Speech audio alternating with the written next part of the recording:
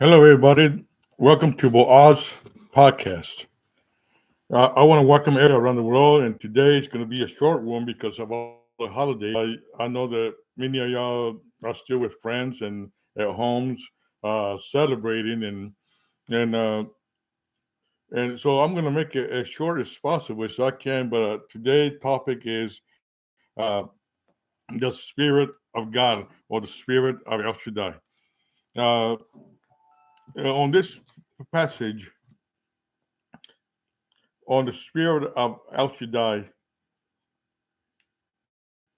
Uh, I want to talk about it in on the writings of the Old Testament because in the very beginning, the Bible brings out and the Spirit of God, the Spirit of El Shaddai, came and went over the face of the earth, and everything was for it from the very beginning.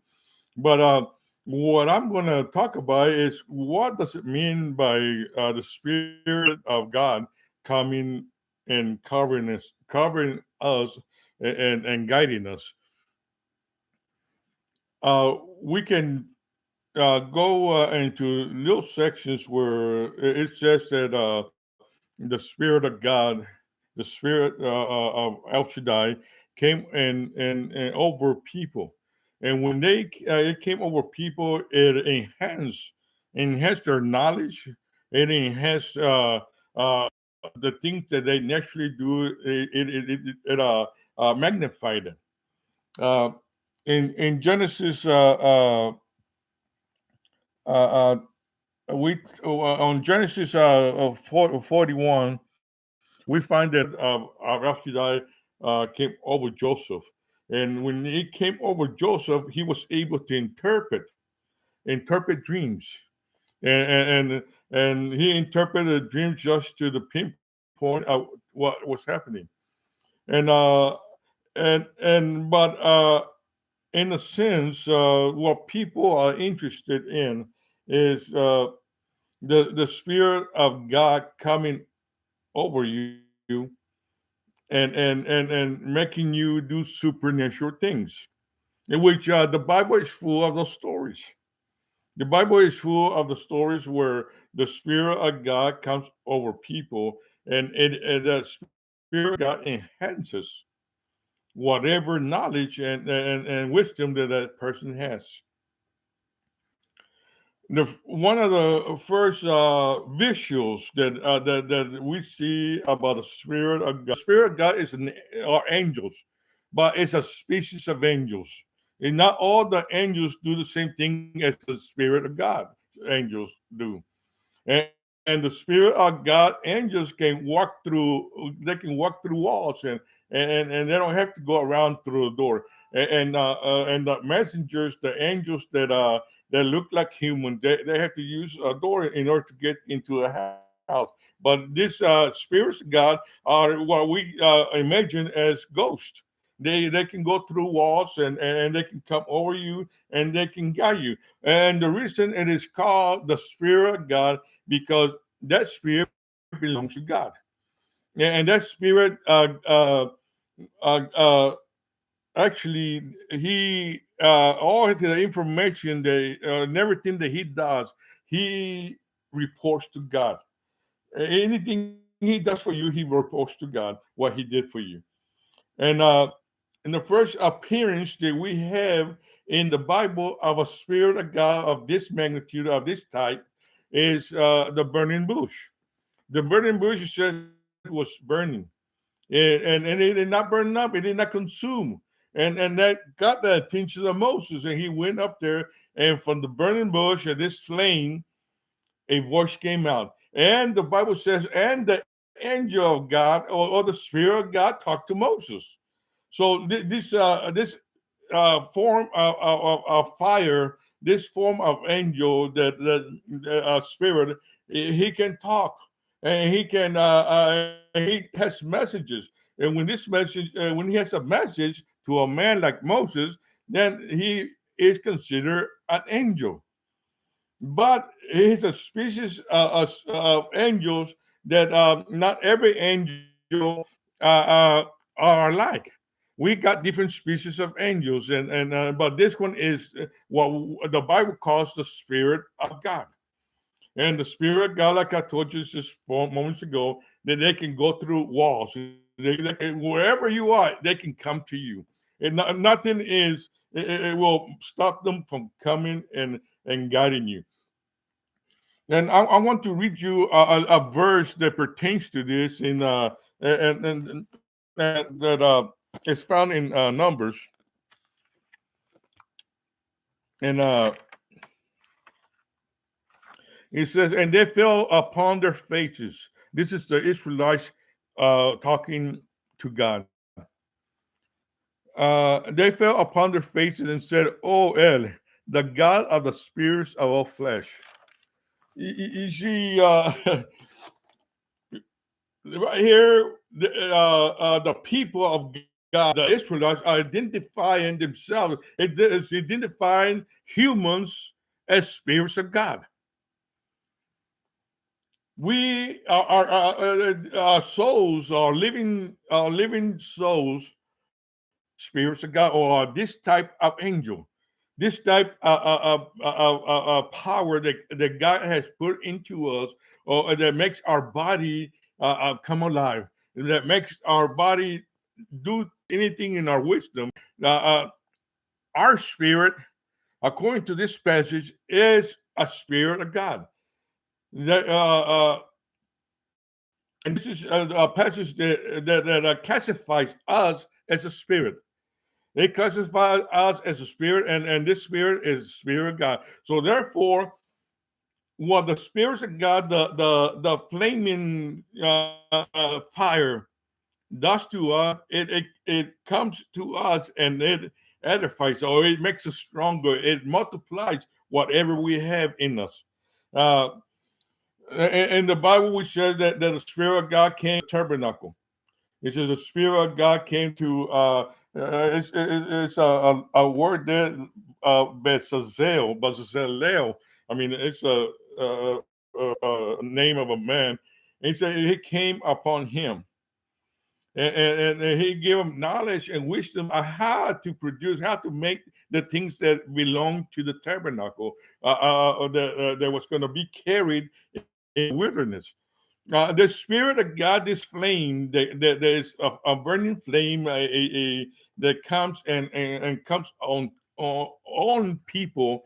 It magnifies something in them, and he also tells us about another man there, Abdonai, that he gave him, he magnified the wisdom of how to make furniture, the furniture that they needed for the tabernacle.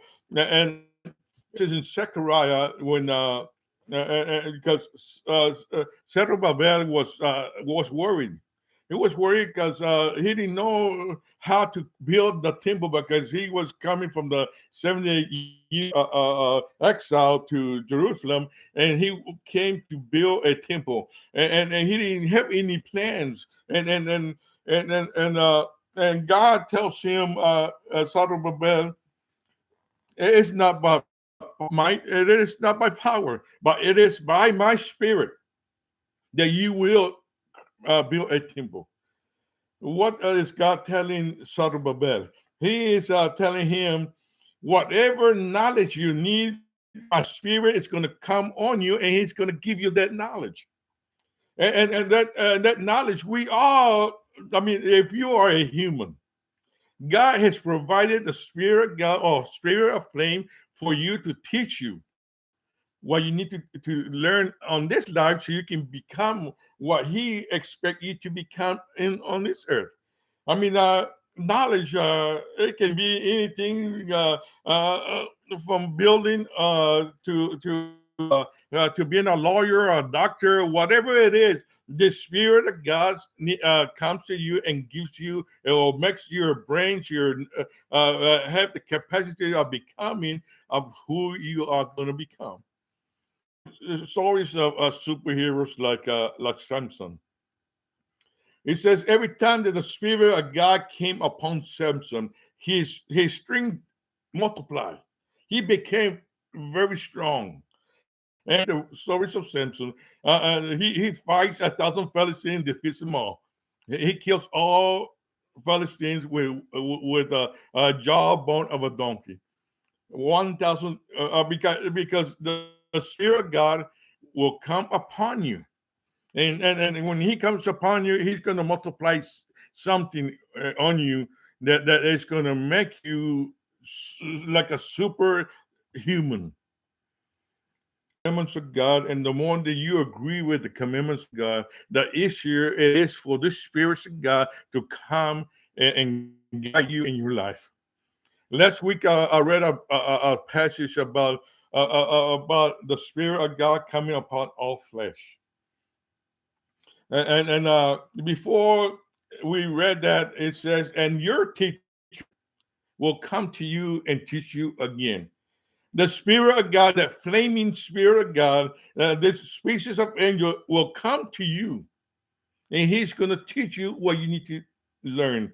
And we are talking just about Bible verses and the Bible. We are talking about human life.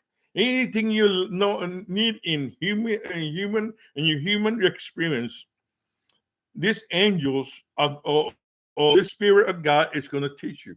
And everybody, according to the Psalms, everybody has a Spirit of God with them, teaching them through their lives. And how much you learn from Him is how much you let Him be, how open-minded you are to Him to teaching you. You see, in my early life, I saw a blue flame. It was on side of a hill that down to 4 feet and will grow up to 6 feet. And it was a blue flame. My dad saw it, my family saw it. And later on, after the story, after that flame came to me and it came through the wall and said, "I'm here to guide you through your life. I'm here to guide you. And just listen to everything I tell you and do everything I tell you, and we're gonna get along because you are me and I am you."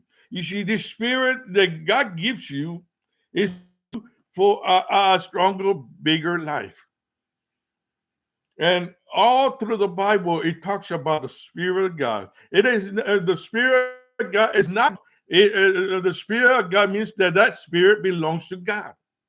But He sends that Spirit to you so He can guide you through this life. And He will not guide you away from the Bible. He will not guide you away from the Hebrew Bible, away from the Old Testament. He will not guide you away from that. He will always bring you to that and say, "Look, put your attention to this, meditate in this verse right here, because we are going to do something together, and that has to be with this, has to do with this verse." So you meditate in the verse and put in your mind and make it go round and round in your mind, and by the time you know it, me and you are going to do something with it. It says the Bible says that the Spirit of God was on Caleb and Joshua, and they went and spied the land, and they came back and said that land is great. I mean, there was 10 of them that came back with bad news. No, we can't go there because there's giants up there. I mean, they'll kill us. We are so small before them. Those are big Nephilims. I mean, that's huge. We're grasshoppers before them.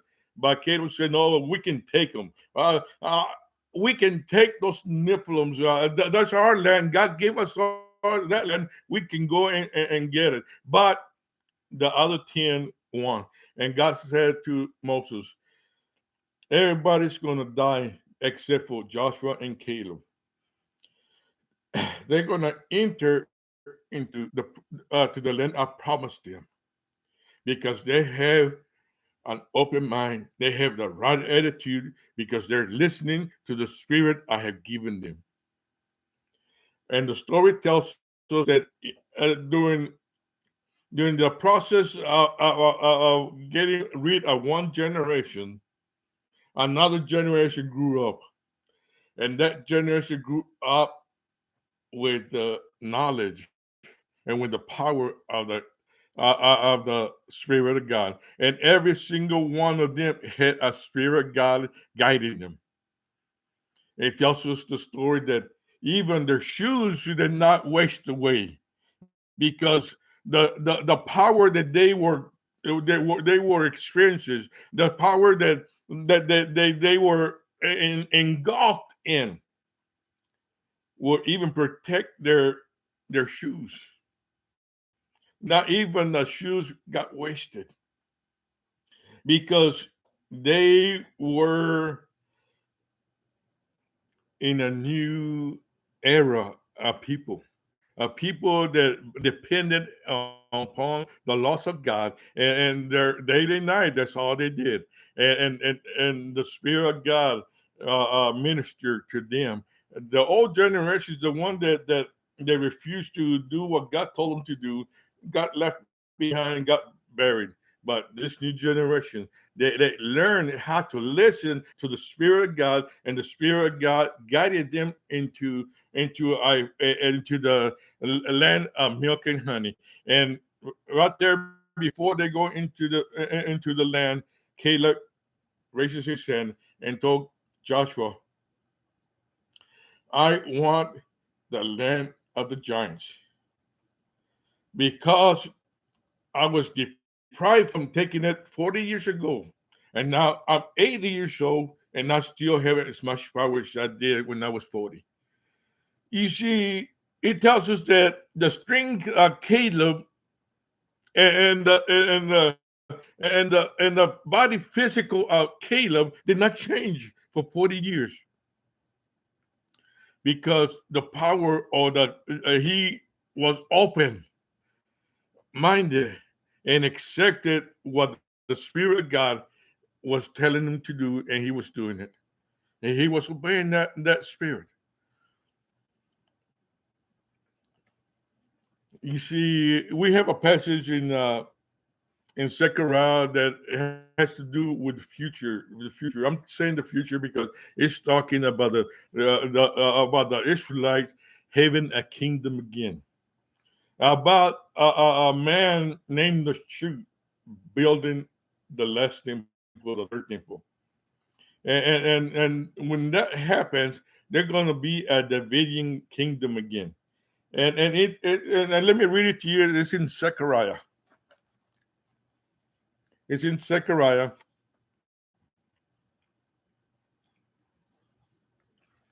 It says, "Oh, let me put my glasses on because my my my vision is not as good as when I was younger." And he said, "In that day shall El Shaddai shall defend the inhabitants of Jerusalem, and he that stumbles among them at the day shall be as David, and the house of David shall be as godlike beings as the angel of El Shaddai before them." You see, we are coming back to an era. We are coming back to an era where this generation. I'm hoping it's my generation and your generation that are going to depend 100% upon the Spirit of God. And when this happened, he says that there's going to be a war, and in this war, the ones that they stumble, like they trip, are going to be as powerful as David. It's going to be as powerful as the man that slew Goliath, and the family of David are going to be seen, or they're going to have the power of gods, of angels, because the Spirit of God, that burning bush, that flame, that spirit is going to come upon them, and it's going to make them strong and powerful, and everything they do is going to be mighty. You see, that flame that I talked to you about, that blue flame came upon me, and I entered into it like a armor suit. And about 10 years ago, my truck flipped on ice, and it was a F-350 over 5 tons that landed on top of my head. And There's no humanly possible that my neck could support 5 tons of metal, but that Spirit of God supported it in me and hold that metal up. And I got out of the truck. As soon as I got out of the truck, the the top of the truck went to the steering wheel straight down. I know that this passage is talking about humans having a power of an angel because the Spirit of God comes upon them. And the thing is, there's going to be a lot of great things happening to us this year because that same Spirit of God is going to help people around the world. You see, right now, the main thing that God had against the Israelites, the main thing was that they were not taking care of the orphans. They were not taking care of the widow, and they were taking advantage of the poor. And He tells them, take care of that problem, and I will take care of you. So whatever nation that you are, and that you got orphans or widows or poor people, you need to tell your politicians to take care of them. Because if the nation takes care of them, God will take care of the nation. That's a promise. And I believe that us as humans, we have to speak out to our leaders in the government and tell care of our orphans, take care of our widows, take care of our poor. There are people in the world today that go to sleep without a meal, and with nations building atomic bombs and nuclear weapons, and they can afford a meal for everybody in their nation. But God says, if you don't take care of them, I will come against you. I will come against you, but if you take care of them, I will take care of you. I mean, you got the choice, and you need to call. You need to call your leaders and say you need to take care of our orphans. You need to take care of our widows, of our poor. You see, it is very sad to go through America, my country, and see homeless people under the bridges. This is very sad. It should never happen in America, not in a prosperous nation like ours, especially because we are a God fearing nation. We need to take care of those people, and we need to build them houses. Let's build them houses. Talk to your senators, talk to your people in Congress. Send them letters, say take care of our people. I'd rather you to build a house than to build a nuclear weapon. Because if we can provide a nuclear weapon, we can surely provide a house, a home for the homeless, and not charge them a penny. Brothers and sisters, you need to start calling the right people, and the right people is your politicians, because God is charging the nation as a nation. That God is not telling you to go to another nation and ask for help. He is telling you to go to your own politician and tell them people, because if you take care of our people, God will prosper us, and that's a promise. And here the what the God is telling. God is telling the people of Israel, because you haven't taken care of the orphan, you haven't taken care of the poor and the widow. I'm gonna take my blessing away from you. And when you speak out, then you want me back. I'm not gonna listen to you. I'm telling you ahead of time. And right now, many people are suffering because we have got a dark heart, a heart without compassion. And instead of obeying God's commandments and God's words and say, let's take care of them, let's build for them, so we can be more blessed by God. You see, the Spirit of God is not separate. It's not separated from from the turmoil and the hurt of the people hurting. It's not separated. It takes care of that. And we need to take care of our people because that's one of the main things that will make the spirit of God become silent in your life. If you don't take care of them that need help, God will come silent in your life because your spirit is refusing to let the spirit of God move in you and help other people. I promise you a short one this weekend. May you be joyful with all your family wherever you are. And just remember this, that God has a good year for us this year. All we have to be is open minded and help each other. Live, help your brother, and your brother is not. I mean, your neighbor is not just the one across your fence. Your neighbor is the whole world. Take care of the whole world, and God will take care of you. El Shaddai bless you and keep you always. Thank you for listening.